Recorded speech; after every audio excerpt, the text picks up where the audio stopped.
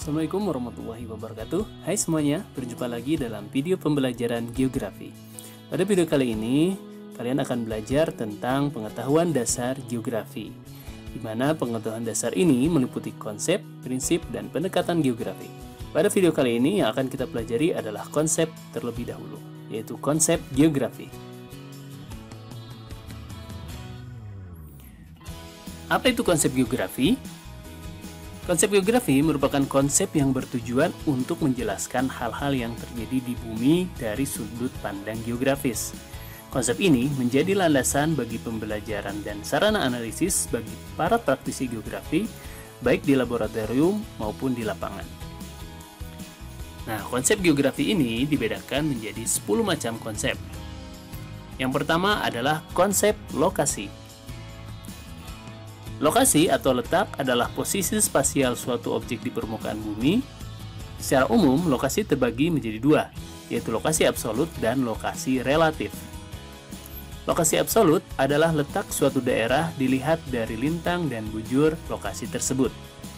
Lokasi absolut bersifat statis dan tidak dapat diubah, karena objek referensinya, yaitu lintang dan bujur, juga tidak dapat diubah. Sebagai contoh, misalkan Indonesia terletak antara 6 derajat lintang utara sampai 11 derajat lintang selatan, serta 95 derajat bujur timur sampai 141 bujur timur. Kemudian, lokasi relatif dapat berubah-ubah karena objek referensinya adalah objek lain yang ada di dekat objek yang akan diteliti. Sebagai contoh, misalkan ketika kita menjelaskan lokasi rumah teman kita umumnya menggunakan istilah lurus terus, lalu belok kanan ke perempatan, nanti ada gapura, masuk ke situ saja. Rumahnya di sebelah masjid. Semua arahan yang kita berikan sangat tergantung dengan objek lain. Perempatan, gapura, masjid. Ketika objek-objek tersebut sudah tidak ada, maka akan sangat sulit untuk menemukan rumah teman kita tadi. Ini adalah salah satu kelemahan dari lokasi relatif. Contoh lainnya adalah lokasi geografis negara Indonesia yang terletak di antara Samudra Hindia dan Samudra Pasifik, serta benua Asia dan benua Australia. Berikutnya adalah konsep jarak. Konsep jarak menjelaskan ruang yang harus ditempuh atau usaha yang harus diberikan untuk mencapai suatu lokasi tertentu. Sama seperti lokasi, secara umum terdapat dua jenis jarak, yaitu jarak absolut dan jarak relatif. Jarak absolut adalah jarak antara lokasi yang dinotasikan dalam satuan panjang seperti meter, kilometer, atau mil. Konsep jarak absolut bersifat tetap dan tidak dapat diubah. Sebagai contoh dari penerapan jarak absolut adalah ketika kita ingin menyatakan jarak antar kota. Misalkan jarak antara Jakarta dan Bandung sekitar 300 km.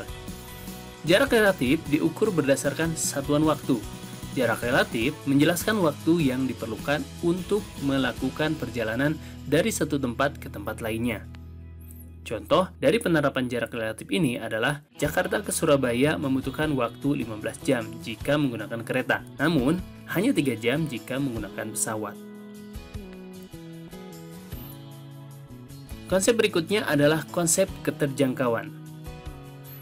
Konsep ini menjelaskan seberapa mudah suatu lokasi dapat diakses dari lokasi lainnya. Dalam kata lain, keterjangkauan adalah hasil sintesa dari konsep lokasi dan konsep jarak ketika diaplikasikan dalam kehidupan sehari-hari.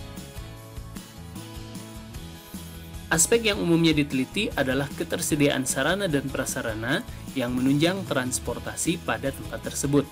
Selain itu, keterjangkauan juga meninjau aspek fisik seperti topografi dan bentang alam yang ada pada wilayah tersebut. Contoh penerapan konsep keterjangkauan, misalkan seperti Labuan Bajo, yang tadinya sulit untuk diakses, padahal merupakan destinasi wisata global. Sekarang, Labuan Bajo sudah punya bandara sendiri, yaitu Bandara Komodo. Contoh lainnya adalah Pulau Madura, yang susah untuk dijangkau karena harus menggunakan kapal. Namun, setelah dibangun jembatan Suramadu, kita bisa menuju ke Madura dengan mobil dan angkutan darat lain via jembatan, sehingga mempercepat perjalanan. Konsep berikutnya adalah konsep pola. Konsep pola mencoba mengartikan struktur, bentuk, serta persebaran aktivitas, baik alami maupun sosial yang terjadi di permukaan bumi. Pola juga dapat diartikan sebagai tatanan geometris yang beraturan dari suatu objek atau aktivitas yang ada. Dalam menganalisis pola, umumnya tiap objek memiliki pola pembangunan yang berbeda-beda. Kita dapat menganalisa pola pembangunan tersebut untuk mendapatkan gambaran mengenai aktivitas yang terjadi dan kondisi geografis di sekitarnya. Contoh penerapan konsep pola adalah pada pembangunan pemukiman yang mengikuti jalan atau mengikuti sungai.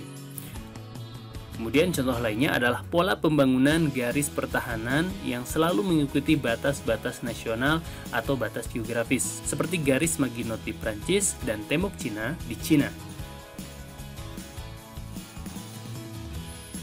Konsep berikutnya adalah konsep morfologi. Membahas mengenai bentuk permukaan bumi yang ada pada suatu lokasi.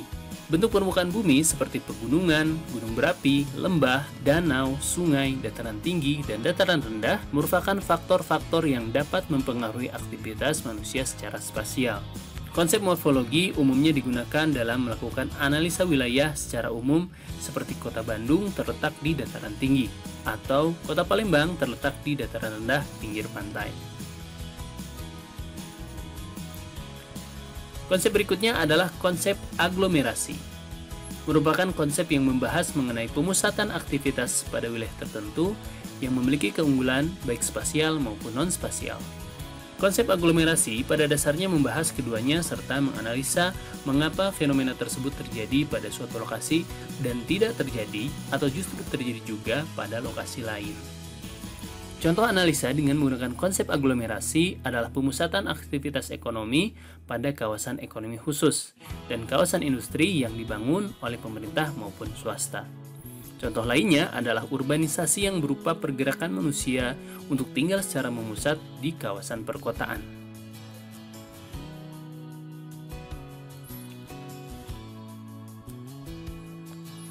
Konsep berikutnya adalah konsep nilai kegunaan. Dalam menganalisa aktivitas atau objek secara geografis, kita harus mengetahui nilai guna atau potensi dari suatu lokasi. Dengan mengetahui hal tersebut, kita dapat melakukan proses perencanaan yang lebih baik dan terstruktur untuk merancang daerah tersebut. Namun demikian, nilai guna suatu lokasi bersifat relatif, tergantung kemampuan serta kemauan orang untuk memanfaatkan lokasi tersebut. Selain itu, nilai guna juga sangat bergantung pada ketersediaan teknologi dan modal untuk melakukan pengembangan di wilayah tersebut. Contoh pengaplikasian nilai kegunaan adalah daerah pantai yang lebih cocok sebagai tempat rekreasi dan perdagangan dibandingkan dengan tempat bertani, atau daerah dataran tinggi yang lebih cocok digunakan sebagai tempat berkebun dan berladang dibandingkan dengan budidaya ikan tangkap. Konsep berikutnya adalah konsep interaksi dan interdependensi. Konsep interaksi dan interdependensi menyoroti bagaimana suatu wilayah atau aktivitas berinteraksi dan saling bergantung dengan wilayah atau aktivitas lainnya. Seperti yang sudah kita ketahui bahwa setiap objek memiliki pengaruh pada objek lain yang ada di sekitarnya dan dipengaruhi pula oleh objek tersebut. Contoh interaksi dan interdependensi adalah pedesaan dengan area perkotaan. Pedesaan menghasilkan bahan makanan yang akan didistribusikan ke perkotaan, sedangkan perkotaan menghasilkan barang manufaktur yang dijual ke desa-desa. Konsep diferensiasi areal. Konsep diferensiasi areal ini bertujuan untuk menunjukkan dan menjelaskan mengapa terdapat perbedaan fenomena baik fisik maupun sosial antar wilayah. Diferensi area membandingkan wilayah tersebut untuk menemukan apa yang sebenarnya menjadi pembeda. Contoh diferensiasi areal adalah pada aspek mata pencaharian.